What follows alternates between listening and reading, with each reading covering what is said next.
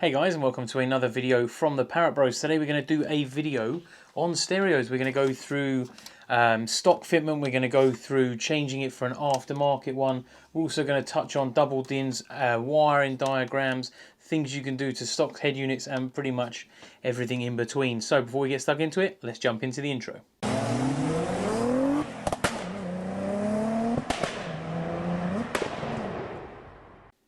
So let's talk stereos. Now, if we start with the basics, on a stock stereo, they're pretty good. If you've got the Bose and if it's still working, happy days. There's a few myths I want to quickly bust.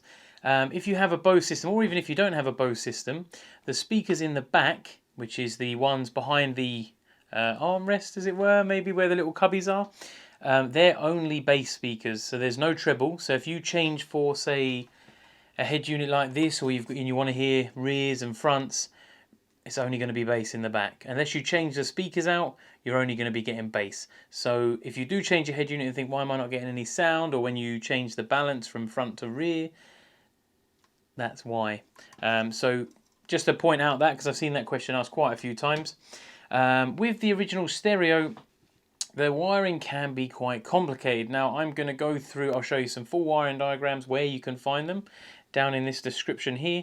Just click the little link, there'll be click the little arrow, there'll be loads of little links all the way through this, which I'll refer back to in the description, so go check that out. A little tip as well, some of them aren't English, so if you go through Google Chrome, it will naturally offer a translation into English for you, or if you're German, won't need it.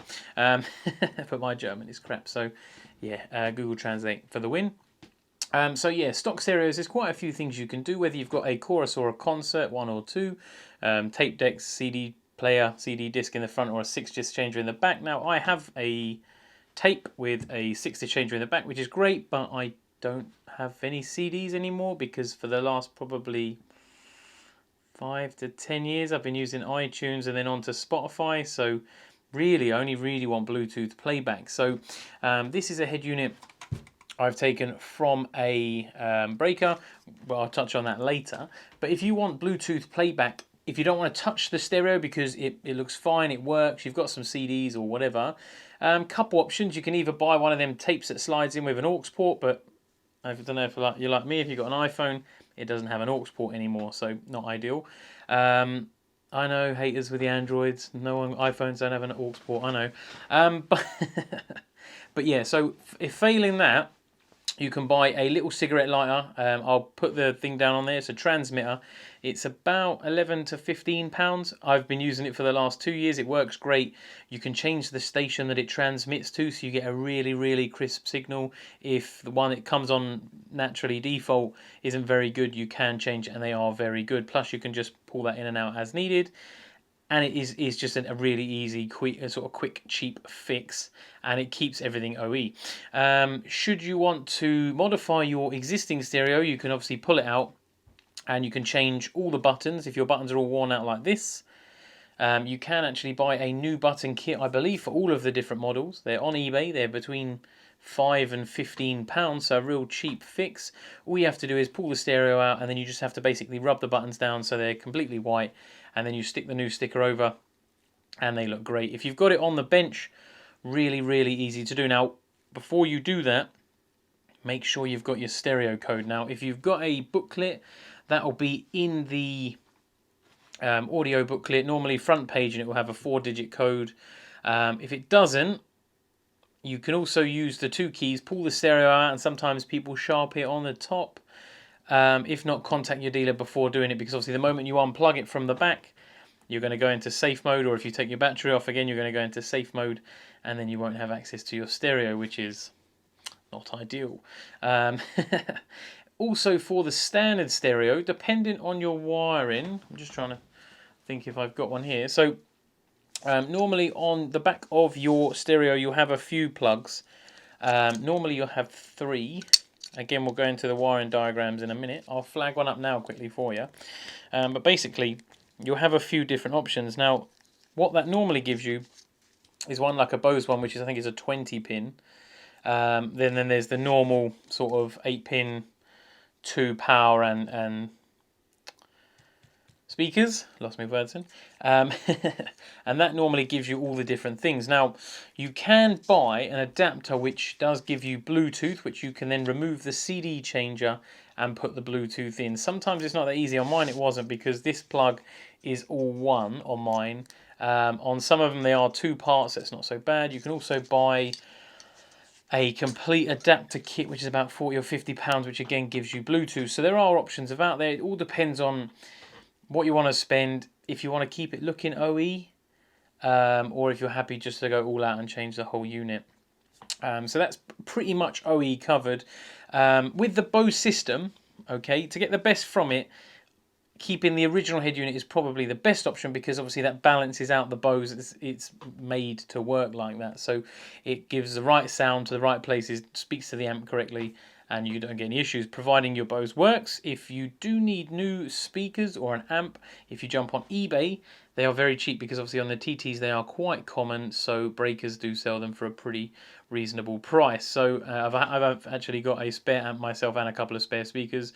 The speaker layout, quickly, there's a bass speaker in the door both sides, there's a tweeter in the door both sides, there's a tweeter in one of the two grills which blow air onto your windscreen. It's about this big. And then there's two bass speakers in the back. So it's a pretty good layout. I have seen people do other things, but we'll go over that in a minute. So that is pretty much the stock one there or thereabouts. Now, moving on to the aftermarket stuff. Now, this is a question I see all the time, because people have lots of problems with it. So you buy one. This is a Pioneer. It's quite a nice unit. It's an older one. It doesn't have Bluetooth, but I don't think. I've not actually looked at it, to be honest. But it's got a USB in the front, so I can plug my phone in. It's got USB and iPhone compatibility, which is good. It also has a CD player, and it has a radio, which obviously they all do. Stupid dumb.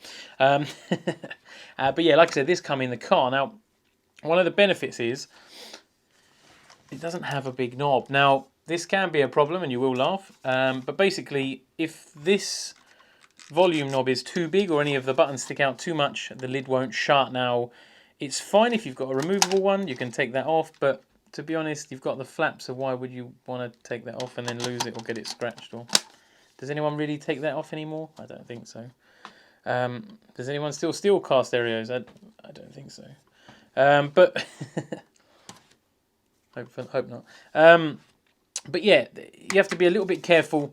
If you look on the forums, people will tell you which ones fit, and you can also sort of gauge it based on how much that protrudes. But these are pretty much easy to fit. You literally take out the two, put a slider pin in. You can buy a kit.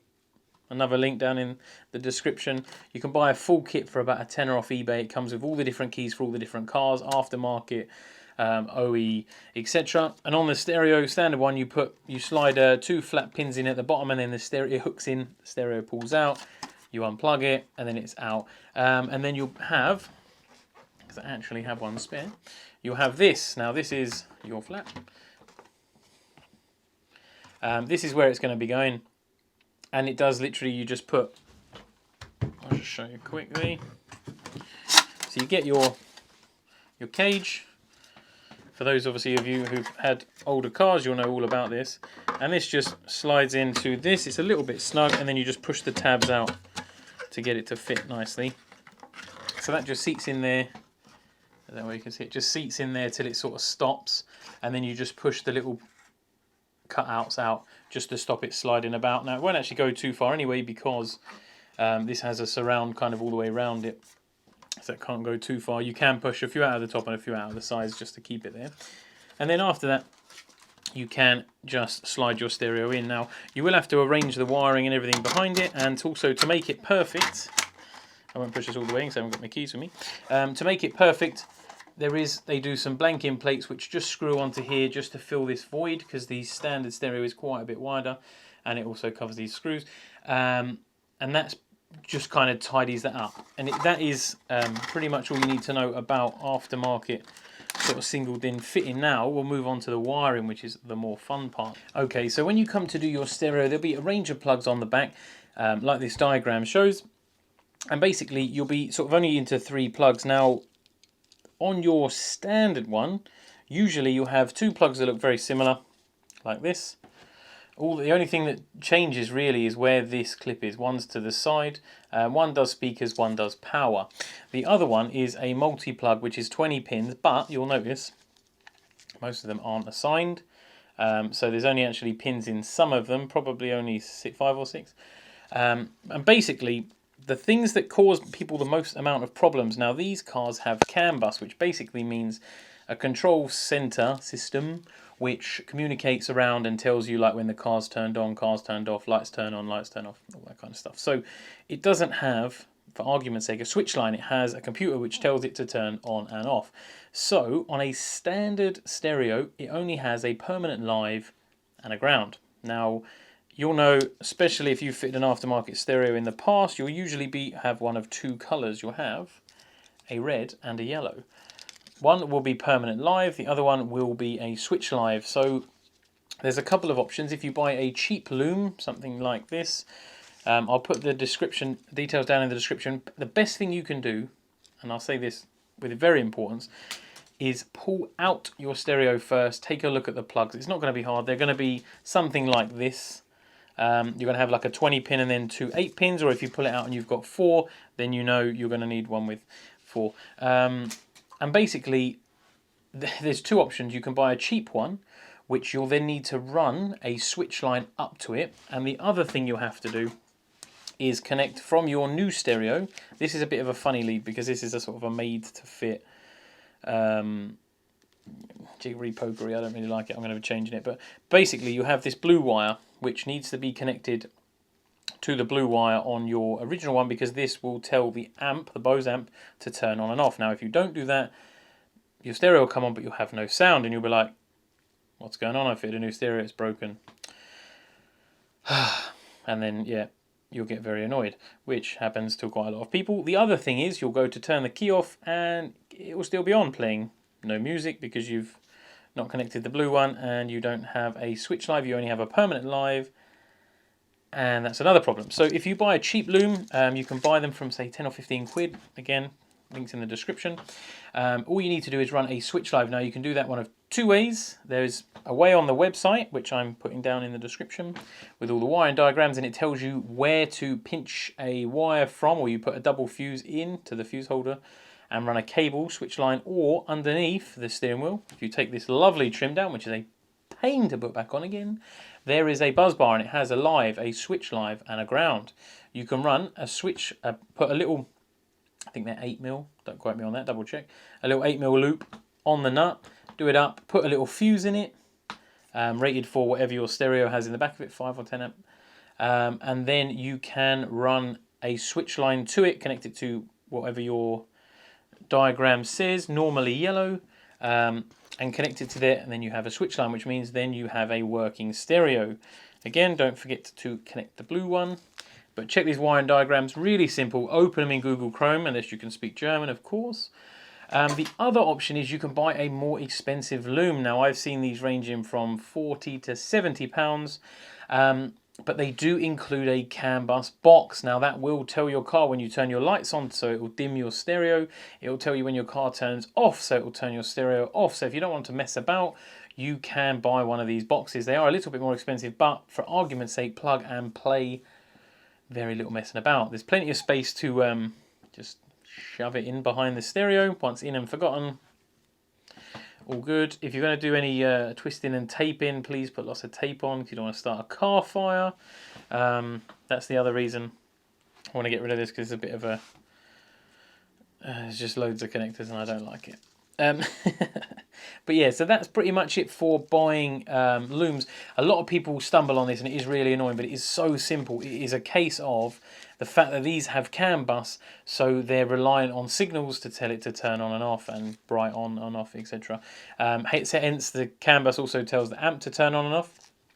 Before I forget, obviously, if you have any questions about looms, drop me a message. I can always send you pictures, links, and we can have a chat about it. The other thing is, if you do buy the cheap one, you may need to buy a ground source loop isolator, which is it basically stops it popping when it turns on and off on the amp. It just wraps around the cables, or you can plug it through, and it just stops that pop noise, which is awfully annoying and sounds like it's going to blow it up.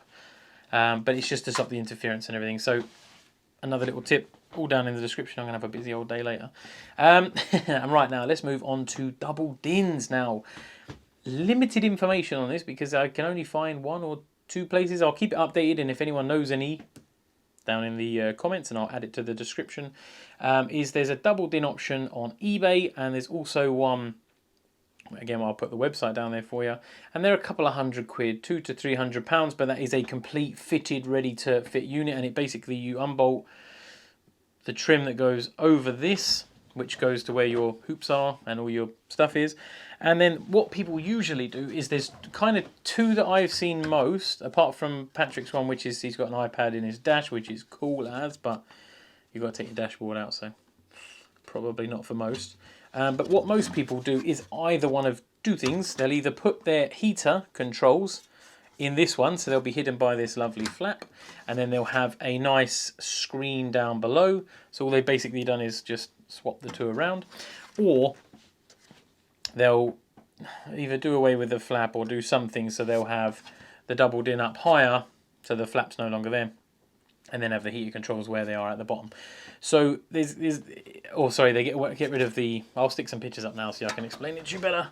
But basically, yeah, there's the double DIN options. Let me bring the picture up myself so I'm looking at it.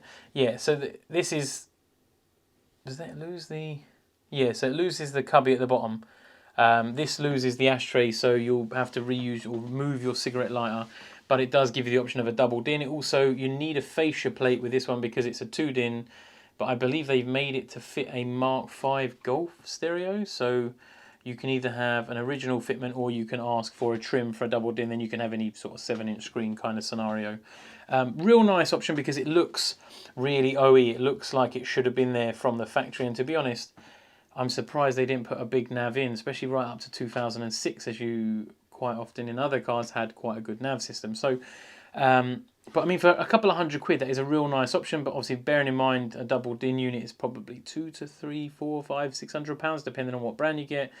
But then obviously you can have nav, you can have Apple CarPlay, you can have all the mod cons that you could possibly want and more. You can watch TV and all of that good stuff, because the amount you've spent on your TT, you probably won't be able to afford a home anymore, so why not have creature comforts in the car that you're going to be living in, hey? I love the double DINs, but I just can't justify spending all that money on it, and I'm more about driving than all the fancy stuff in the car. So, but yeah, that's what I wanted to go through with you guys. Wiring is the same for all of them. Like I said, cheap loom, you're going to need to run a switch live. You're going to need to also run a cable for the amp so it knows to turn on. And you may need a ground source loop isolator just to stop that popping. If you want to uprate your speakers, may take some fun because obviously they've got 2 sets of wires, one for the tweeter, one for the bass, but you can suss that out. Most signals are the same. You can do away with it all completely, but you'll have to completely rewire it because everything goes to the amp and then from the amp to the speakers. So it's not a case of just going from the head unit to the speakers. So you will need to rewire everything. It is possible. It all depends on what you want to do. If you're just looking to give it a little bit more so you can get Bluetooth, you can get Apple CarPlay, you literally just want Bluetooth, or you want DAB, you want to put a DAB radio and you can run a little aerial up onto the windscreen because everything's going digital soon. There's loads of options, but I just wanted to kind of show people that it's not that hard. And if you've got any questions, as always, hit me up. You always do. Don't forget to like and subscribe. Go check out our website, Instagram, Facebook. We are on Facebook for everyone who doesn't know. Even though it's in my intro, you obviously don't watch it. But yeah, I hope you've enjoyed that, guys. Until the next one, it's been another video from the Parrot Bros. Bye for now.